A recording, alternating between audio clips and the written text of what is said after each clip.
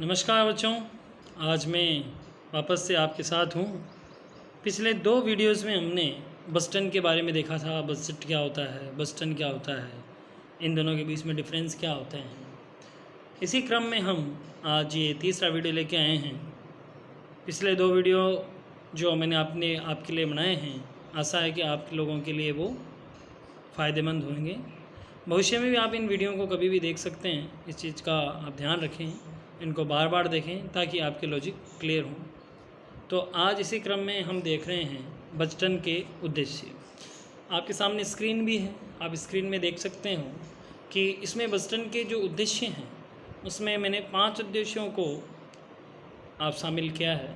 इसमें देखिए आप, सबसे पहला जो उद्देश्य है वो है भविष्य के लिए नियोजन।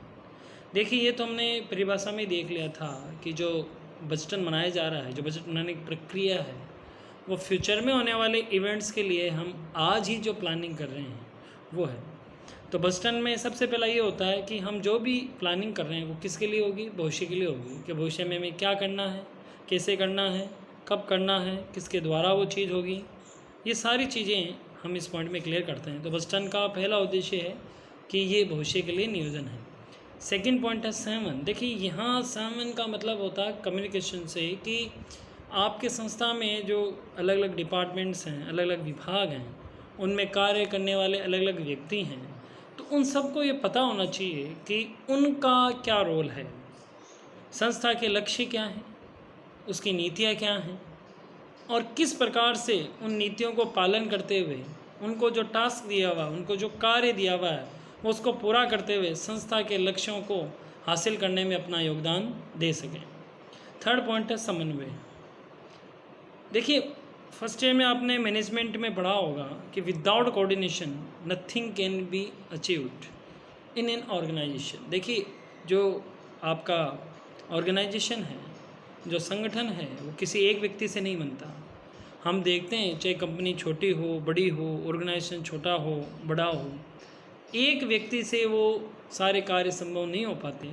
उनमें हर व्यक्ति की योग्यता के अनुसार, उसकी अनुभव के आसार उसको अलग अलग कार्य दिए हुए होते हैं।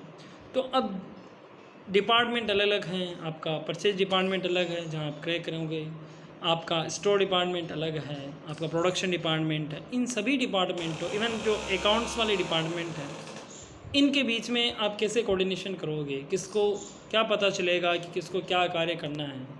सेल्स वाला जब तक ऑर्डर नहीं देगा परचेज वाले को, स्टोर वाले को, तब कैसे पता चलेगा कि कितनी सामग्री मंगवानी है, कितना स्टोर करना है, और कब तक वो प्रोडक्शन रेडी हो जाए। तो जितने भी डिपार्टमेंट्स हैं उनमें कोऑर्डिनेशन हो, विद इन डिपार्टमेंट हो और विद इन डिपार्टमेंट हो, ये दोनों चीज़ें होनी चाहिए, विद इन और विद। नेक्स्ट पॉइंट आपका आता है नियंत्रण। देखिए जब बजट बनाए जाते हैं तो उसमें लक्ष्य पहले से निर्धारित कर दिया जाता है, और बजट बनाने की प्रक्रिया के अंदर ही जितने भी डिपार्टमेंट हेड्स हैं उनसे उनकी रिक्वायरमेंट मांगी जाती है, उनसे उनके एक्सपेक्टेशन माने जाते हैं, एक्सपर्ट्स होते हैं। तो जब हम बजट बनाते हैं उसमें हमने लक्ष्य निर्धारित किए हैं, तो हम ये भी देखते हैं कि क्या वो लक्ष्यों से आगे चल रहे हैं, लक्ष्यों के अनुरूप चल रहे हैं, या लक्ष्यों से पिछड़ रहे हैं। तो अगर कहीं पे भी ऐसा कुछ हो तो उस पर हमको कंट्रोलिंग की आवश्यकता होती है। कंट्रोलिंग कैसे की जाए, कंट्रोलिंग के क्या मेजरमेंट्स हों, ये सारी चीज़ें हमको ध्यान रखनी होती है ताकि हम हमारे बजट के लाभ हासिल कर सकें। लास्ट पॉइंट है अभिप्रेरणा। देखिए आप सबको पता होगा, आपने रामायण भी देखी, कि हनुमान जी में साहस तो बहुत था, लेकिन जब तक उनको जामवंत के द्वारा अभिप्रेरित नहीं किया गया तब तक वो अपने लक्ष्य हासिल नहीं कर पाए। तो उसी प्रकार से हमें पता है कि मनुष्य में बहुत सारी क्षमताएं हैं, लेकिन वो तब तक वो उन क्षमताओं का उपयोग नहीं कर पाता जब तक कि उस पर एक ऑप्टिमम लेवल का स्ट्रेस नहीं हो, उसको अपनी योग्यताओं का ज्ञान नहीं हो, और उसको ये नहीं पता हो कि अगर उसके कार्य करने से उसको खुद को, समाज को, कंपनी को क्या लाभ होगा। तो यहाँ पे हम ये बात कर रहे हैं कि बजट के अंदर मोटिवेशन टूल भी होते हैं ताकि वो बंदा कार्य करता रहे, जिसको जो कार्य करना है वो कार्य करता रहे, और उसको ये पता होता है कि मेरे इस कार्य करने से क्या चीज़ें होंगी। आप देखते होंगे कि हम देखते हैं कि पाकिस्तान के द्वारा हमारे बॉर्डर्स को बहुत बार वायलेट किया जाता है, हमारे जो सिपाही हैं उन पे गोलियां बरसाई जाती है, लेकिन फिर भी जो बॉर्डर पे जो हमारे सैनिक हैं वो बड़े बहादुरी से लड़ते हैं। उनको पता है कि लेह लद्दाख जैसी स्थितियों में जहाँ पे सांस लेना ऑक्सीजन की भी कमी है, लेकिन फिर भी वो डटे हुए हैं, क्योंकि उनको पता है अगर हम यहाँ हैं तो हमारा देश सुरक्षित है। तो इसी प्रकार का जब उनमें मोटिवेशन रहता है तो वो अपनी जान की बाजी भी लगा के अपने देश को सुरक्षित रखते हैं। तो यहीं संस्था में भी हर व्यक्ति का जो टास्क, उसको जो कार्य, वो तभी कर पाएगा जब वो फुल्ली मोटिवेटेड होगा। तो ये सारे बजट के उद्देश्य हैं जिनको हमने डिस्कस किया कि एक तो ये भविष्य के लिए नियोजन होता है कि जब हम बजट बनाते हैं तो हमारे को ये क्लियर रहना चाहिए कि वो किसके लिए हो, भविष्य के लिए हो। उसमें कम्युनिकेशंस हो, सबको पता हो कि किसको क्या करना है। कोऑर्डिनेशंस हो, हेल्प करके जाए एक डिपार्टमेंट को दूसरे में। कंट्रोलिंग हो, जहाँ पे भी हमको लगे कि यहाँ पे हमारे लक्ष्यों से पिछड़ रहे हैं। और मोटिवेशन, कार्य करने का जज्बा हो मन से, न कि किसी के जोर से। सो ये सारी चीज़ें होती हैं, इन सबको देखते हुए बजट का निर्माण किया जाता है।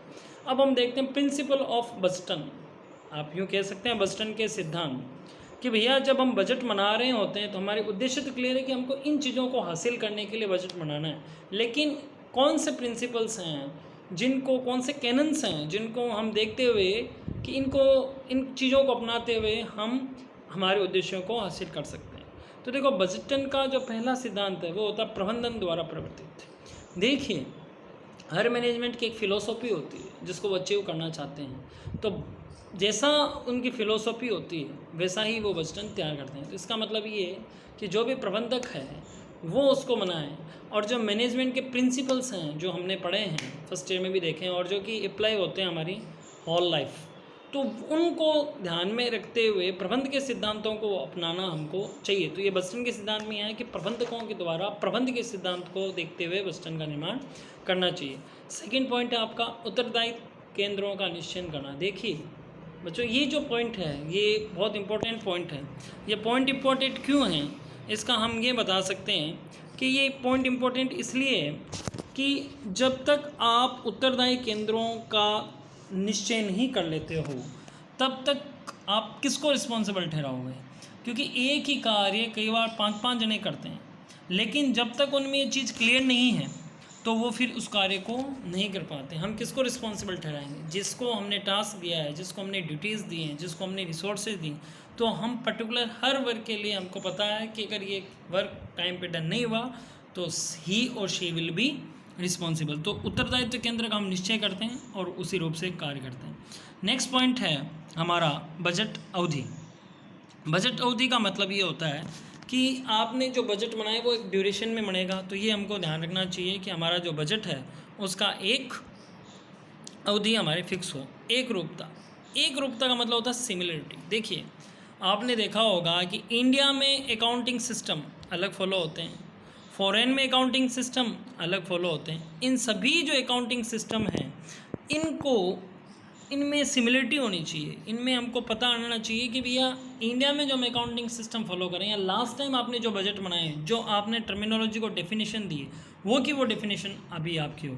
अगर आपने लागत का अर्थ अपने अकाउंटिंग में अलग लगा रखा है और यहाँ पे बजट बनाते हुए अलग रख रखा है तो फिर वो मिसमैच की स्थिति होगी। तो सिमिलरिटी रहनी चाहिए। जिन शब्दों का अर्थ आप अकाउंटिंग प्रैक्टिस में फॉलो कर रहे हो उन्हीं का अर्थ उसी मीनिंग में आपको बजटिंग में फॉलो करना है। समुचित प्राप्ति लक्ष्य। देखिए, इस पॉइंट का मतलब ये होता है कि कहीं ऐसा भी नहीं हो कि आपने टारगेट बहुत ज़्यादा सेट कर रखे हों जिनको अचीव करना इम्पॉसिबल हो जाए, और जब बंदे को ये लगता है यार ये अचीव होंगे ही नहीं, तो जो अचीव भी हो सकते हैं वो भी अचीव नहीं हो पाते।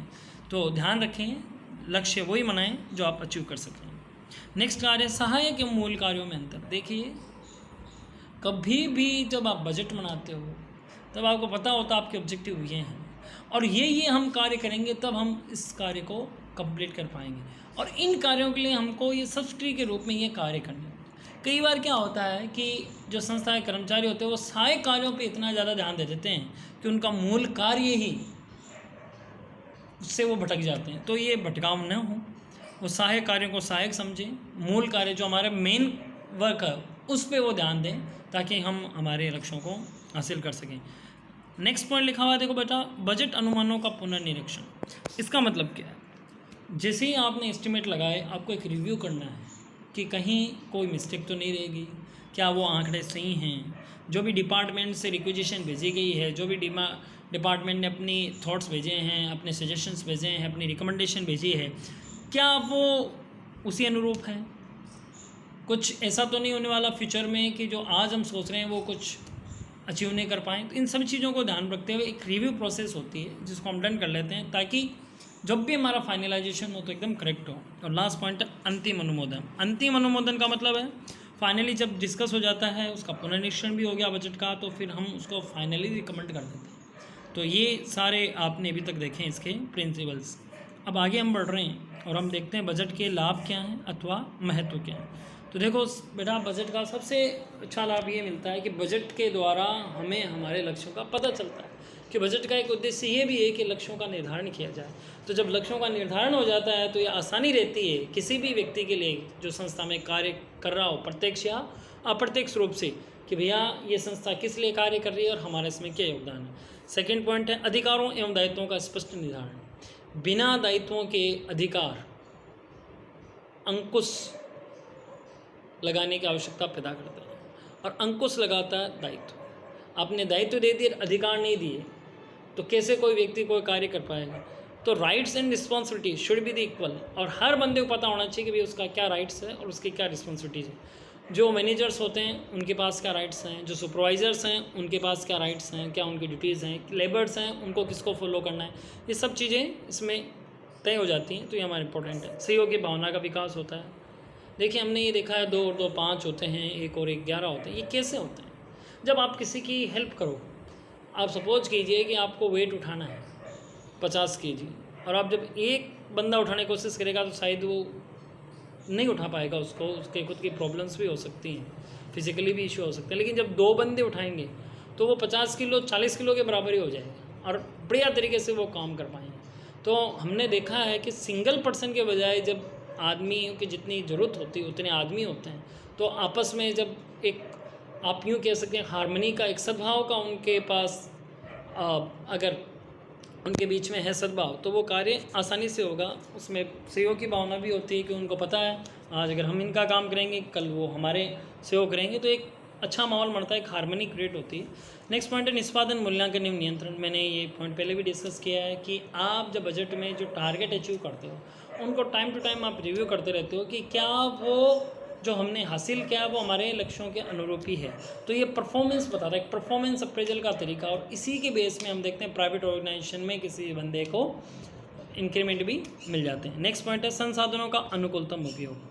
देखिए, इकोनॉमिक्स में हमने स्टार्टिंग से देखा है कि रिसोर्सेज आर ऑलवेज स्केर्स। संसाधन हमेशा क्या होते हैं? स्केर्स होते हैं, कम होते हैं जितनी की हमारी आवश्यकताएं होती हैं। तो संस्था के जो भी लक्ष्य हैं उनको हमको ऐसे उनको मैनेज करने होते हैं कि जो भी हमारे पास रिसोर्सेज उसका ऑप्टिमम यूज हो, ज़्यादा से ज़्यादा यूज हम उनका कर सकें, ताकि संसाधन भी वेस्ट नहीं जाएं और हमारे ऑब्जेक्टिव भी हम हासिल कर सकें। लागत बहुत, देखिए इसको हम कहते हैं कॉस्ट कॉन्साइसनेस, कि हर व्यक्ति को पता होना चाहिए कि अगर वो संस्था में कार्य कर रहा है तो उसके ऊपर संस्था को कितनी लागत जनरेट हो रही, क्या वो उसके अनुरूप कार्य कर रहा है या नहीं। तो आपको पता होना चाहिए कि आपका हर एक संस्था के लिए फ़ायदेमंद है, नुकसानदायक है, कितनी आप कॉस्ट इनकर कर रहे हो। नेक्स्ट पॉइंट है आपका, देखिए कर्मचारियों के मनोबल एवं उत्पादकता में वृद्धि। देखिए, इस पॉइंट का मतलब ये होता है कि जब आप मोटिवेटेड होते हो, आप अंदर से कार्य कर रहे हो, तो आपकी जो प्रोडक्टिविटी होती है वो इंक्रीज होती है। तो एक बड़ा, production is totally different thing than the productivity. उत्पादन और उत्पादकता में फ़र्क होता है। उत्पादन तो ये हो गया कि पिछले साल 1000 इकाइयों का उत्पादन हुआ, इस बार 2000 इकाइयों का उत्पादन हुआ, तो ये तो उत्पादन ज़्यादा हुआ। लेकिन पिछले साल हमारे पास 10 एम्प्लॉय थे, तो एवरेजली एक एम्प्लॉय ने 100 यूनिट का प्रोडक्शन करा। इस बार हमारे पास एम्प्लॉय 20 है, तो इस बार भी एवरेजली जो प्रोडक्शन हुआ पर पर्सन वो 100 का हुआ। तो यहाँ पे हमने प्रोडक्शन तो बढ़ा पर प्रोडक्टिविटी नहीं बढ़ी। और यहीं पे आप देखिए कि पिछली बार भी 10 एम्प्लॉय थे और 1000 यूनिट का प्रोडक्शन हुआ, इस बार भी 10 एम्प्लॉय हैं, 2000 यूनिट का प्रोडक्शन हुआ। बट इस बार जो एवरेज हमारा 100 यूनिट का था वो बढ़ के 200 पर यूनिट हो गया। तो हर व्यक्ति ने जो कंट्रीब्यूशन उसका बढ़ा, तो ये जो प्रोडक्टिविटी है ये इंक्रीज होनी चाहिए। कुशलता का माप है कि क्या लक्ष्यों के अनुरूप आपने काम किया नहीं किया, कि स्टैंडर्ड मैच किया कि नहीं किया। और लास्ट पॉइंट है जिसके साथ मैं वीडियो का समापन करूंगा कि लेखांकन विभाग की कार्य कुशलता में वृद्धि।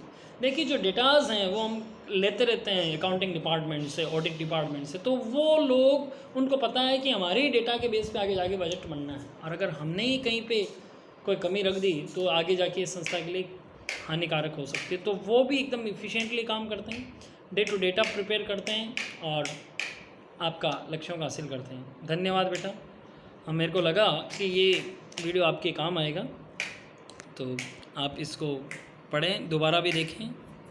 धन्यवाद।